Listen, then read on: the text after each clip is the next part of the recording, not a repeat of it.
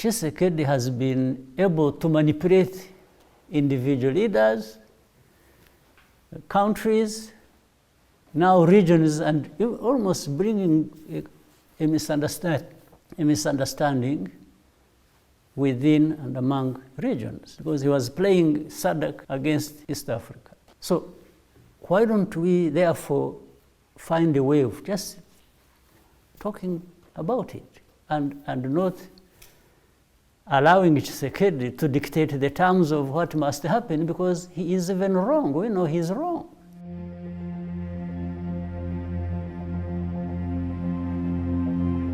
President Tshisekedi said he was ready to meet you on two conditions: withdrawal of Rwanda's troops from the DRC, he said, and the pre-cantonment of the M23.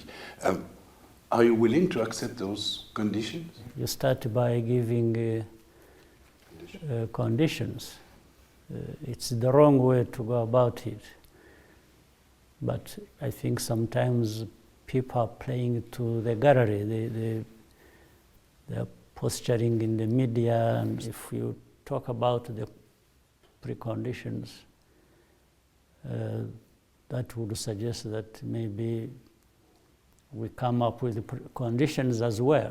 I won't meet President Tshisekedi until he reverses his statements about attacking Rwanda and carrying out regime change in Rwanda, as he has publicly talked about. I would also say, well, unless FDLR is removed from Congo, I'm not going to talk to President Tshisekedi, and so on and on and on and on. So this does not serve the purpose of bringing about peace. Do you recognize the presence of Rwandan troops in Eastern Congo? Why, in any case, would Rwanda be involved if it were? Meaning, I'm asking, those who are accusing Rwanda of being involved in DRC, or the forces of Rwanda being involved in DRC, I'm asking the same people, why do you think Rwanda would be involved in DRC? Would it be for fun? Is there fun that would put our forces on the ground in any situation, this time in Eastern DRC? So, and I'm saying this so that they don't escape the responsibility they have for why Rwandan forces would be in DRC if the forces were there. You see what I mean? I don't want them to achieve isolating or disaggregating the problem and simply sticking to the one of the forces of Rwanda, possibly in DRC, because that's what they would want to achieve. One part is internal, the other part is from outside. The internal one being the M23. These Congolese, by the way, sometimes people talk about M23 as these fighters, whatever name you call them, whatever you do against them. They have 100,000 people here as refugees in Rwanda. Some of them have been here for the last 23 years. Others less, but including the 15,000 or so who have come recently, have been crossing the border almost on a daily basis. We have hundreds of families or dozens of families crossing every day, being targeted and uprooted from Eastern DRC. 15,000 have happened in this fighting. Refugees coming here. Now, if you may call M23 terrorists or this, or you want to sanction them, or are you sanctioning 100,000 people that are here as refugees? That means you are not addressing the problem at all. No, the M23 is on the gates of Goma. Are you calling on him, on this movement, to withdraw again? When you don't look at the root causes and you don't really look at the big picture of where you want to be, and that is about peace. You want peace in the end. How can you have peace by just addressing one element of hundreds of things that need to be considered? There are regional efforts. There's the Rwanda process, there's the Nairobi process, and fairly so, they are doing a good job. But I would have wished that one, maybe we bring closer these processes instead of running them separately or sometimes in the different directions. Tshisekedi has been able to manipulate individual leaders, countries, now regions, and almost bringing a misunderstanding within and among regions. Because he was playing SADC against East Africa. So why don't we therefore find a way of just talking about it and not allowing Tshisekedi to dictate the terms of what must happen, because he is even wrong. We know he's wrong. But Mr. President, are you really taking seriously the threats Mr. Tshisekedi made during his election campaign against Rwanda, threats to strike Kigali and so on? Are you afraid of his drones and his Sukhoi? Why wouldn't I take it seriously? I think he even has the incapacity to understand the implications of what he's saying as the leader of the country. So for me, that in itself is a problem. It's a very serious problem I need to prepare for and take care of. That means one night you can wake up and do something that you never thought normal people would do. Mr. President, you spoke of hate speeches and so on.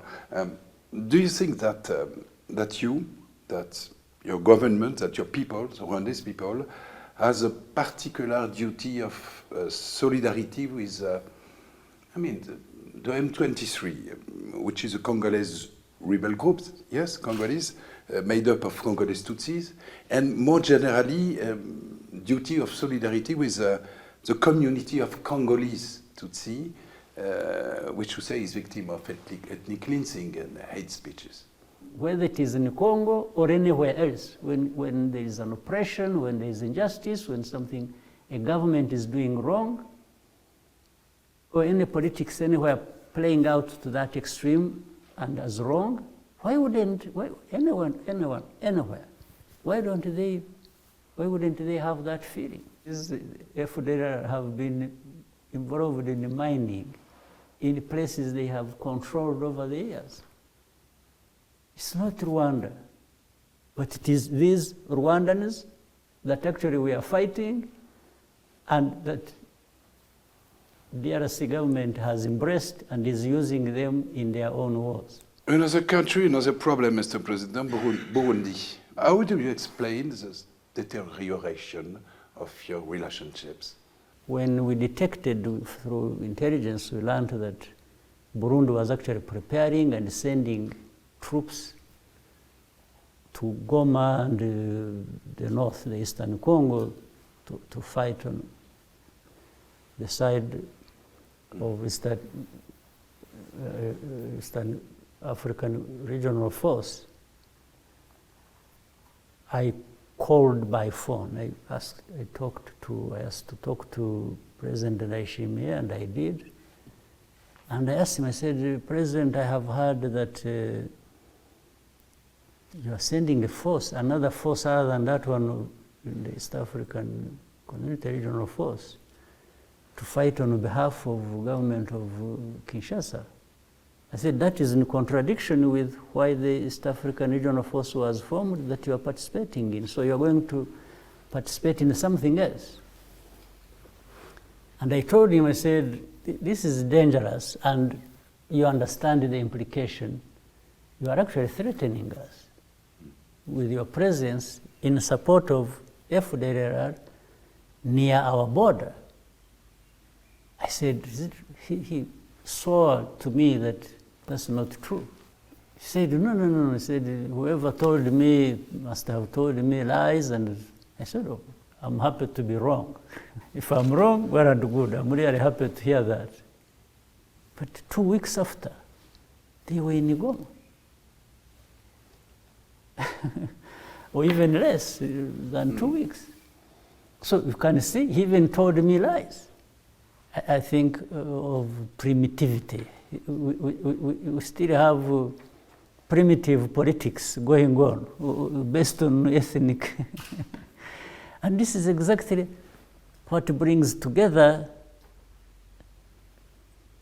Tshisekedi, Ndayishimiye, and FDLR.